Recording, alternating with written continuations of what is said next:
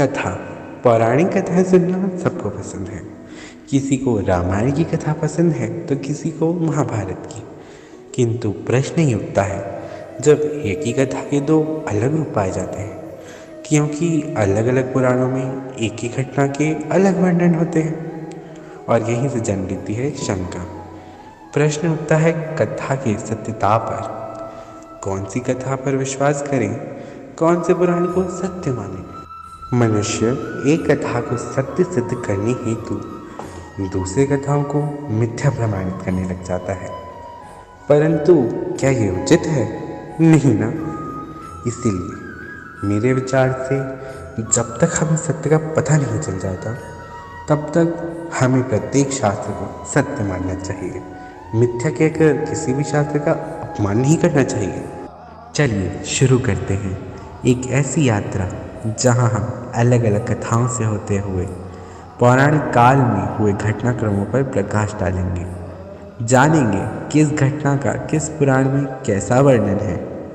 अब पौराणिक कथाओं को समझाने हेतु सर्वप्रथम हमें सृष्टि के आरंभ में जाना होगा और जाननी होगी कथा अंत से आरंभ की।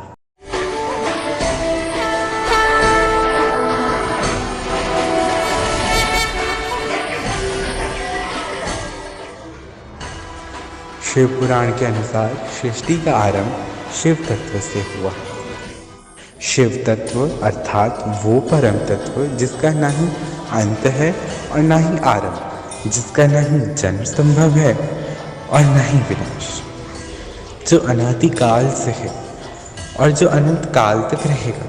सर्वप्रथम उसी शिव ने निराकार से साकार रूप लिया और अपने आधे भाग से शक्ति को प्रकट किया।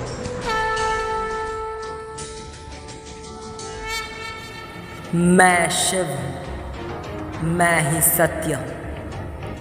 मेरी ही माया से ब्रह्मांड की रचना होती है और एक दिन यही ब्रह्मांड मुझ में विलीन हो जाता है।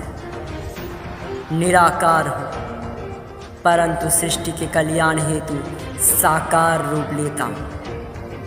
काल भी मैं हूँ और उस काल से परे महाकाल भी मैं ही हूँ। और जहाँ शिव होता है वही होती है शक्ति, परब्रह्म की पराशक्ति।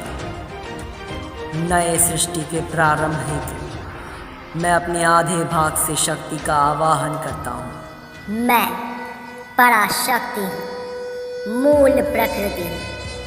मैं ही शिव की माया, मैं ही शिव से युक्त होकर सृष्टि स्थिति लय का कार्यभार संभालती हूँ। मैं ही सबको माया के बंधन में डालती हूँ और उस बंधन से मैं ही मुक्त करती हूँ।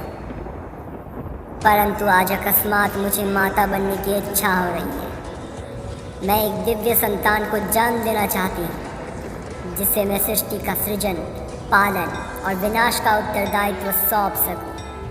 शक्ति की इच्छा ही शिव की इच्छा है। ऐसा ही होगा देवी। हम दोनों के योग से एक ऐसा शक्तिशाली, तेजस्वी, विद्वतापूर्ण पुत्र जन्म होगा जो इस सृष्टि की देखभाल करेगा।